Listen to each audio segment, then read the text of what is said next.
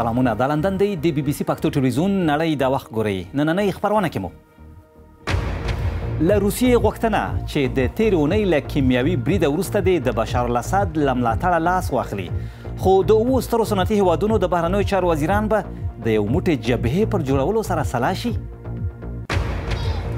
واکسین وکړي که نه دا ماشومان واکسینېږي خو نور بیا ښایي د مرګونو ناروغیو له خطر سره مخامخ شي که میندې پلرونه د خوندیتابه لار غوره نه کړي فرانسه کې د کډوالو یو پنډغالي اور اخیستی پیښه د افغان او کورد کډوالو ترمنځ له نښتې وروسته شوې 10 کسان پکې ټپیان شوي خپرونه کې پردې سربیره دا د زړه په کار دی د څرګند پردې باندې به څه کوي قبایلي سیمه کې د روغتیا پالنې دنده پاړچنار کې د داسې ډاکټرې کیسه اورو چې هلته کار او هم د نورو ډاکټرانو مشري کوي او د هغې ښځې کیسه هم لرو چې غواړي جنوبي افریقا کې د جادویي مرخیړیو ته قانوني لار راوګوري چې له نورو محورونو سره د تماس واک ورکړي جوړ تازه خپرونه کې پر دې سربیره نور بېلابېل مطالب لرو نن د اروپا اتلانو لیګ کې هم لوبې کیږي نو د لوبو په زړه پورې کیسې هم مو درته راغونډې کړي دي هیله ده راسره اوسئ امریکا هیله لري روسیه به د سوریې د ولسمشر بشار الاسد له ملاتړه لاس واخلي ځکه د دغه هیواد یا د امریکا د بهرنیو چارو وزیر ریکس ټیلرسن په وینا د تېرې اونۍ کیمیاوي برید دای نور له قانونیوالي او مشروعیته بې برخې کړی دی ښاغلی ټیلرسن وروسته د مهمو خبرو لپاره مسکو ته روان دی د اوو سترو صنعتي هیوادونو د بهرنیو چارو وزیرانو د روسیې پر وړاندې د لا نورو بندیزونو لګولو غوښتنې رد کړي دي دا دوی د کورنۍ تصویر بولي په دې کورنۍ کې مخکې روسیه هم وه خو په 2014 کال کې د 8 لویو صنعتي هیوادونو له کورنۍ نه وویستل شوه په دې سرمشریزه کې ښایي د کرملن استازیتوب ونه شي خو د سوریې له رژیم نه د روسیې ملاتړ دلته د خبرو اصلي موضوع ده دلته د بهرنیو چارو وزیرانو پر یو اړخیز پیغام کار وکړ چې د امریکا د بهرنیو چارو وزیر ریکس ټیلرسن یې سبا ته په مسکو کې د روسیې د بهرنیو چارو له وزیر سرګي لاوروف سره د لیدنې پر مهال مسکو ته ورسوي که زه د پوتین د دریځ په اړه فکر وکړم نوموړی د داسې کس په ملاتړ چې په لوی لاس خپل خلک زهرجن کړي د روسي نوم او سابقه زهرجنوي وروسته له هغه چې ډونالډ ټرمپ واک ته رسېدلی له روسي چارواکو سره د ښاغلي ټیلرسن سبانۍ لیدنه کتنه د دواړو هیوادونو د لوړپوړو چارواکو ترمنځ لومړنۍ هغه ده د امریکا نوی ولسمشر ښایي وغواړي چې له کرملن سره خپلې اړیکې ښې کړي خو د ولادیمیر پوتین لخوا په دوامداره توګه د بشار الاسد ملاتړ دا چاره ستونزمنوي د بریتانیا له لومړۍ وزیرې تریزا مۍ سره په خبرو کې د امریکا ولسمشر داسې ښوولې چې د روسیې او سوریې ائتلاف به مات کړي د بریتانیا د لومړۍ وزیرې د دفتر یو ویاند ویلي لومړۍ وزیره او ولسمشر ټرمپ سره سلا شوي چې اوس هم د فرصت یوه کړکۍ پرانیستې ده چې روسیه قانع کړی شي چې له بشار الاسد سره یې ائتلاف نوره ستراتیژیکه ګټه ورته نه لري خو روسیې ور د مخه ګواښ کړی که امریکا د تېرې اونۍ په شان بیا برید وکړي نو ورته ځواب به ورکړي د بشار الاسد رژیم په دوامداره توګه د کیمیاوي وسلو په هغه برید کې لاس لرل ردوي چې 9 کسان پکې ووژل شول خو سپینې ماڼۍ په راتلونکي کې هم د ورته اقداماتو خبره کړې ده د لویو صنعتي هیوادونو وزیران پر دې هم غږیږي که روسیه د بشار الاسد له ملاتړه لاس وانخلي نو بندیزونه به پرې ولګوي خو ولسمشر پوتین د نړیوال فشار پر وړاندې درېدلی او د دې چانس ډېر لږ دی چې نوموړی د له خپل متحد بشار الاسد نه لاس واخلي د سوریې په اړه تازه خبرونه او دغه راز د روسیې او لویدیځ ترمنځ د دغه هیواد پر سر د توپیرونو پرمختیاوې او هم د پښتونخوا افغانستان نور بېلابېل معلومات کولی شي زموږ پیروپاڼه هم ومومئ ورتلی شي بي بي سي پښتو ټکي کام ته اوس هم یو څو نور لنډ خبرونه راخلو د هند تر ولکې لاندې کشمیر کې یو پخواني سیاستوال فاروق عبدالله خبرداری ورکړی که هند یې پر سیاسي حل لارې غور ونه کړي د کشمیر بایللو له خطر سره مخامخ دی شي ښاغلی عبدالله چې 3 ځله د کشمیر مشر وزیر پاتې شوی د انډیا ټوډے مجلې ته یې ویلي هند باید له پاکستان سره پر کشمیر بحث وکړي پولیسو د یکشنبې په ورځ د نارامۍ پیښو پر مهال 8 ځوانان په ډزو وژلي وو شمالي کوریا ویلي ځواکمن ډول به د ځان دفاع وکړي. دا خبره یې وروسته له هغه کړې چې امریکا د کوریا ټاپووزمې ته څیرمه جنګي بیړۍ واستولې. د دغه هیواد د بهرنیو چارو وزارت یوې اعلامیې د امریکا ګام خطرناک ګڼلی او ویلي دي دا د دې ثبوت دی چې پیونګیانګ د اټومي وسلو خپلې وړتیاوې زیاتولو کې پر سمه لار و.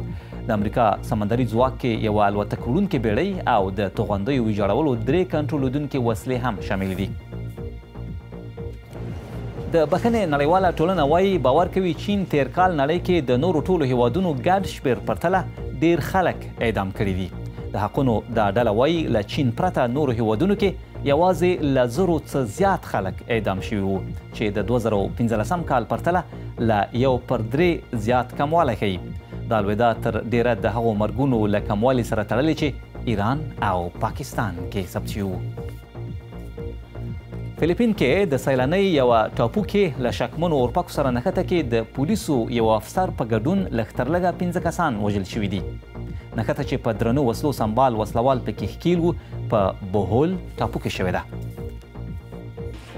او ساینسپوهان باور کوي یوه داسې لارې موندلې چې د پارکنسن ناروغۍ درملنه کوي یا یې بدلوي. دوی د وړو مالیکولونو یوه ګډوله کارولې چې له مخې مغز کې له وړاندې شته حجرې بیا پروګرام کړي. دا درملنه داسې ښکاري چې کار ورکوي. له پارکنسن سره په ورته ناروغۍ اخته موږکانو کې ازموینې ښولې دا درملنه داسې ښکاري چې حالت نرمولی شي. یوې لویې اورلګیدنې د فرانسې شمال کې یو پنډغالی ویجاړ کړی چې له 1500 زیات کډوال پکې اوسېدل. پیښه کې لږ تر لږه 10 کسان ټپیان شوي دي. د اور لمبو له ډونکرک بندر سره ګران سنت پنډغالي کې خیمې او جونګړې سوځولې دي. اور هغه مهال ولګېد چې پنډغالي کې د افغانانو او کردانو ترمنځ جنګ کې یو شمېر کسان په چاړو ټپیان شول. دا د هغه کامپ چې د تاوتریخوالي له امله مشهور و یو بوږنونکی پای و. خیریه کارکوونکي وایي د ګراند سنت کامپ خطرناک و. دلته جنګونه، جنسي او نورې ځورونې کېدې. د سې شنبې تر سهاره دلته هر څه هغسې چې یو سیمه ایز چارواکي وویل په ایرو بدل شوي وو. د 300 لرګینو کوټو ډیره یې سوځېدلې وې. د بیړنیو خدماتو ډلې سهار وختي دلته راغلې چې اور ووژني. دا اور د کوردي او افغان سیالو ډلو ترمنځ له جګړې وروسته ولګېد او بیا د کډوالو او بلوازت پولیسو ترمنځ هم شخړې وشوې. یو شمېر کډوال بیړنیو پناهځایونو ته واستول شول. د نورو په اړه ګمان دی چې په شاوخوا سیمه کې یې ځانونه ورک کړي دي. چارواکي وایي دا ناشونې ده چې کامپ دې له سره ورغول شي. فرانسې له میاشتو راهیسې پلان درلود چې دا کامپ له منځه یوسي. وروسته له هغه چې تیر کال د ځنګل په نامه د کډوالو کامپ وتړل شو، په ګراند سنت کې د کډوالو شمیر ډیر شوی و. خو اوس دغه کامپ په داسې تاوتریخوالي کې ویجاړ شو چې نه کنټرولېده. د فرانسې شمال کې د کډوالو یوه پنډغالي کې پیښه وه چې د افغان او کرد کډوال ترمنځ پکې نښته شوې وه. ورځو ترکیې ته. هلته د دغه هیواد جنوب لویدیځ اکثریت کوردي ښار دیاربکر کې لویه چاودنه شوې او ګڼ شمېر مرګ ژوبله اړولې ده. پیښه د ګډوډۍ ضد پولیسو له مرکز سره نږدې شوې ده. دا ښار د کردستان منع شوي کارګر ګوند پر وړاندې د ترکیې حکومت د جګړې مرکزي ځای بلل کیږي. د اساسي قانون له مخې د ولسمشر رجب طیب اردګان د رول د بدلون په اړه د یکشنبې له ټولپوښتنې مخکې ترنګلتیا اوس په دغه هیواد کې لوړه ده. که ټولپوښتنه وګټي نو په عملي ډول به د بیړني حالت ځینې هغه واګې لا پیاوړې کړي چې ولسمشر اردګان د تیر کال جولای کې له ناکامې کودتا راهیسې کارولې دي. نو خبرونه ته دوام ورکوو. په افغانستان کې څه باندې 2 میلیونه خلک له رواني ناروغیو رنځېږي. د دې اونۍ ستاسې غږ خپرونه کې چې پر پنجشنبه زیارت خپریږي پر دې خبرې کوو چې په افغانستان او پښتونخوا کې خلک د رواني ناروغیو په اړه معلومات لري او د درملنې لپاره یې چیرې ځي.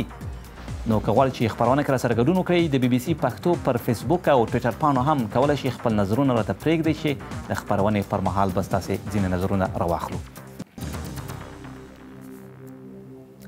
د واکسینولو پروګرامونو هر کال د نړۍ له روبر میلیونونه خلک ژغورلي، خو امریکا کې د ځینو ډاکټرانو له لوري وروسته له هغه خبرداری ورکړل شوی چې ولسمشر ټرمپ له ساینسي پلوه بې بنسټه څرګندونې او داسې وړاندیزونه وکړل چې دی ښایي د واکسین خوندیتابه نوې کمیټه پر کار وګماري.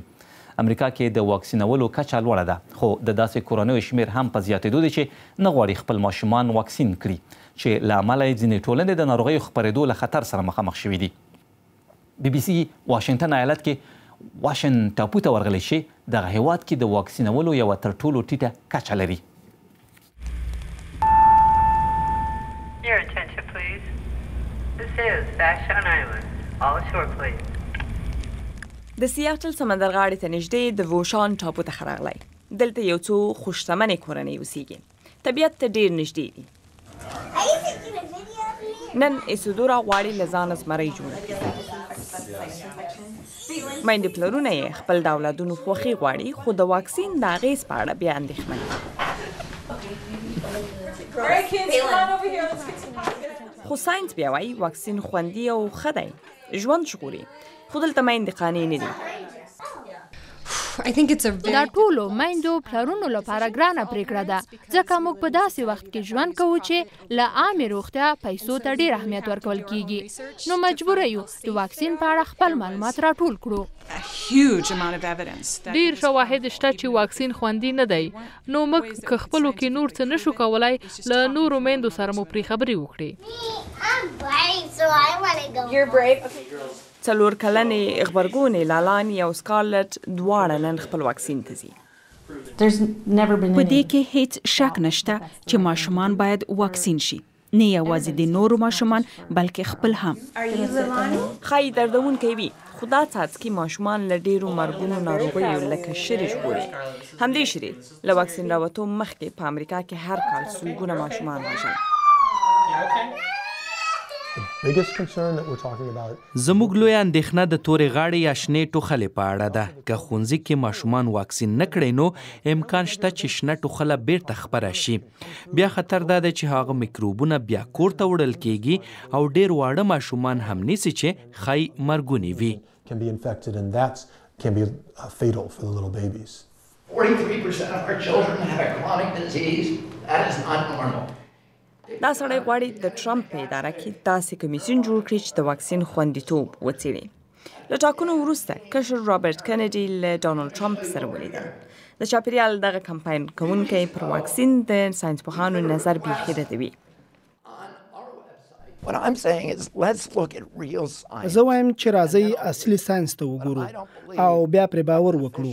زه پر حکومتي چارواکو باور نه لرم. ټول باید احتیاط وکړو. بیرته په کلینیک کې لالاني او سکارلټ علت د واکسین درد هیروي او کورنۍ د ټولې ټاپو د خلکو د روغتیا په غم کې دي. د امریکا کې د واکسین نولو بهیر خپرونه کې پر دې سربیره په پارچنار کې د داسې یوې ډاکټرې لیدو ته ورځو چې په دغه ایجنسۍ کې یا په هلته د ټولو ډاکټرانو مشري کوي. نو دا ډیر نور را سره کتلی شي، را سره اوسئ.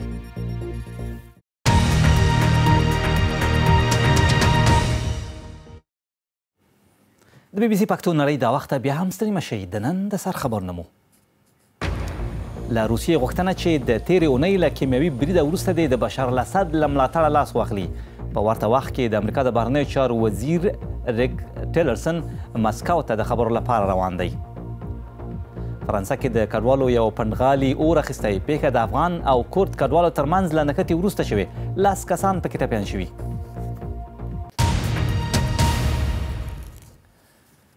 د ډیورند کرښې په سره نږدې په پرتو قبایلي سیمو کې د ښځو لپاره کار تر ډیره پورې ګران وي او اسانه کار نه وي. خو هلته یوه داسې میرمنه ډاکټره هم شته چې په کورمه ایجنسۍ کې د ټولو ډاکټرانو مشري کوي. دا سرجنه یا مشره ډاکټره معین بیګم نومیږي.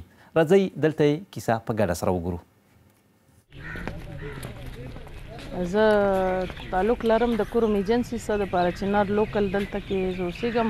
سکول مې هم د دې ځای نه ویلې د میټریک پورې. بیا زه لاړم جنا کالج ته ما اف ایس سی وکړه. هلته نه بیا په لکه سلیکټ شوم په ایوب میډیکل کالج کې ما خپل تعلیم حاصل کو او هغې نه بعد چې دی بیا زه رالم ما ته فرسټ اپاینټمنټ جي سید الشریف کې وشو خو ما کوشش وکړو چې زه خپل علاقې ته لاړه شم بیا ستړي ما چې ټوله السلام علیکم کښېنئ ما ته خپل فیملی کې ځینو کسانو وویل چې دا خو یو ټف جاب دی دې کې به تاسو مطلب لانګ ډیوټي وي ډفرنٹ ځایونو له به ځې ډفرنٹ میټینګس ته به ځې خلک به دله راځي او 46 هیلث فیسیلیټیز دي ما سره د هغوی سټاف کنټرول کوله 500 کسان دي دا به تا دپاره ډېره ګرانه شي او ته به دې له ټایم ورکې نو ما بس خدای پاک ته ما سوال وکړو چې خدای ما ته همت راکړي چې زه دا سیټ وچلوم زما د راتلو سره د زنانو کې نور هم کریج پیدا شو خلک د میډیکل فیلډ ته راوتې مخکې به نرسنګ ته نه تللې زموږ معاشره لږه ایجوکیټډ ده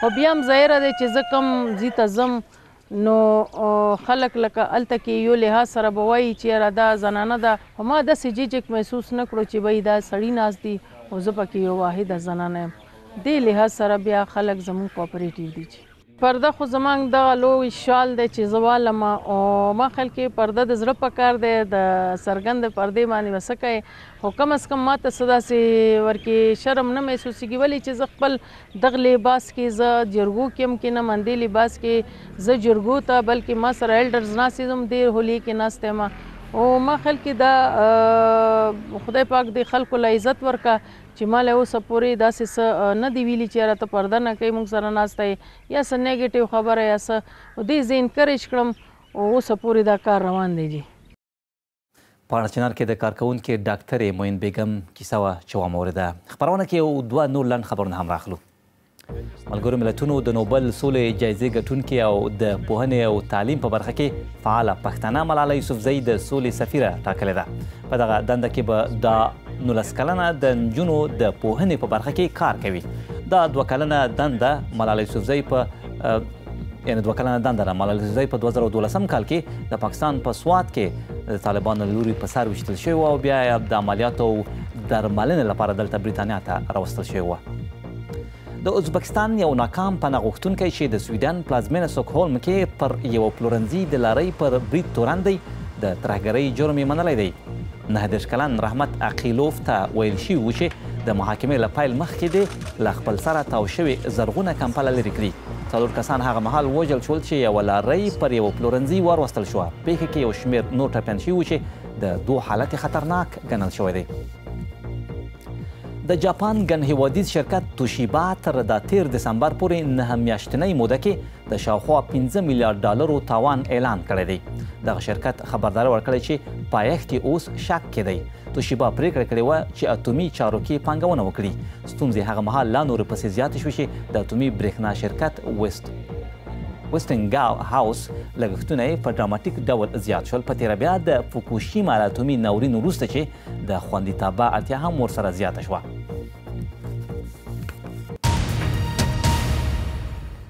نو زموږ ټلویزیوني خپرونه نړۍ دا وخت همدا اوس هم پر رادیویي څپو اورېدی شي د افغانستان پر 6 بجو کله چې زموږ ټلویزیوني خپرونه پیلیږي پښتونخوا کې 6:30 بجې وي نو دا خپرونه هره ورځ په ژوندۍ بڼه پر رادیو په BBC رادیو هم اورېدی شي خپرونه کې د لوبو سپورټ خبرونو ته هم وار ورکوو فوټبال کې د ارسنال یو پخوانی بریدګر جان هارټسن ویلي د ارسن وینګر لپاره د تلو وخت رسېدلی دی ارسنال له هغه رئیسي چې وینګر د روزنې دنده پر غاړه اخیستې وه جدول کې هیڅکله له 4 ټیټ شوی نه دی خو کریسټل پالاس کې د پریمیر لیګ بیګانۍ سیالۍ کې 3-0 ماتې ارسنال چمپیونز لیګ ته له لارموندنې 7 نمرې نور هم شاته کړی دی بیا هم فوټبال اروپا کې د فوټبال غوره دفاع د غوره برید پر وړاندې سیالۍ کې خبره د ایټالیا د یوونټوس ده چې د اروپا اتلانو لیګ منځلوبو کې نن د بارسلونا پر وړاندې د 2 اړخیزې سیالۍ لومړی کې لوبیږي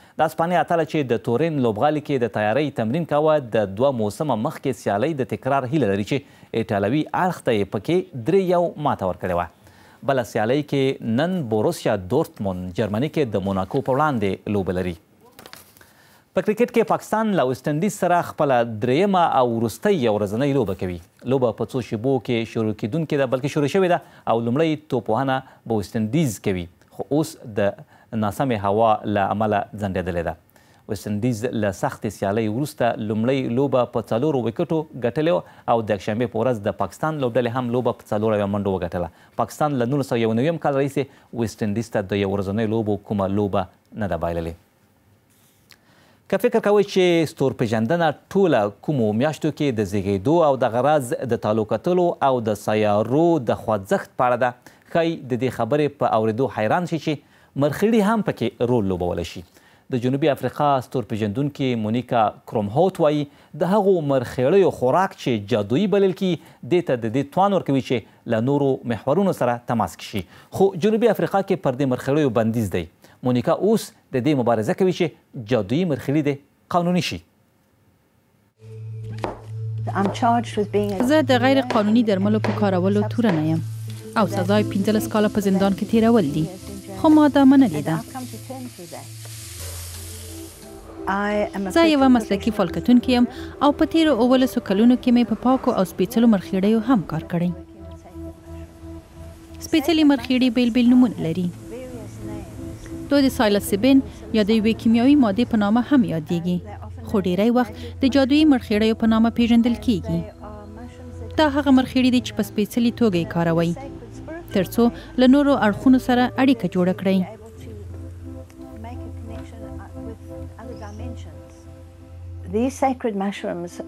دا سپېڅلي مرخیړي غیر قانوني دي. دوی سویلي افریقا او ځینې نورو هیوادونو کې غیر قانوني دي. دلته ډیر فرصت شته چې یوه محکمه به داسې فیصله وکړي چې د اوسنی بندیز قانوني نه دی، نو ځکه د دې اړتیا ده چې دولت یې باید سمې کارونې ته قانوني لارښود وټاکي. دا د زړه دربېدل چټکوي او په حقیقت کې د وینې فشار هم لوړوي. هغه ستونزه چې موږ ورسره مخامخ یو هغه د دې د کرلو او کارولو مخنیوی دی. نو همدا ده چې کېدای شي نوي ځوانان به یې ډیر کاروي او خپل ځانونه به له خطر سره مخامخ کوي. په دې هم پوهیو چې دوی به ورسره د تړلو اغیزو تجربه هم کوي. موږ به په دې شپه کې یو نوي ځای ته په ډله ییزه توګه سفر کوو.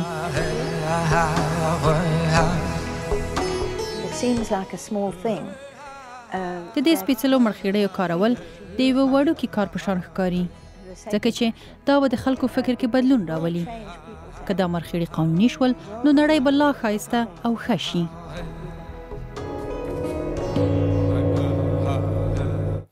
دا خو د جادویي مرخیړیو کیسه وه جنوبي افریقا کې، او مخکې له دې چې مخکښه سره وکړو راځئ دا ویډیو وګورو. نو د لامبو د هاوس د امریکا په ټکساس کې دی، له مځکې 150 متره لوړ د هیوستن ښار په یو بازار سکویر ټاور کې مېلمنو لپاره جوړ شوی دی. ټول له شیشې جوړ دی او کله چې ترې لاندې ګورئ نو هغه څوک چې پکې لامبي نو سخت به هم زړه به یې ډبیږي او ویریږي به.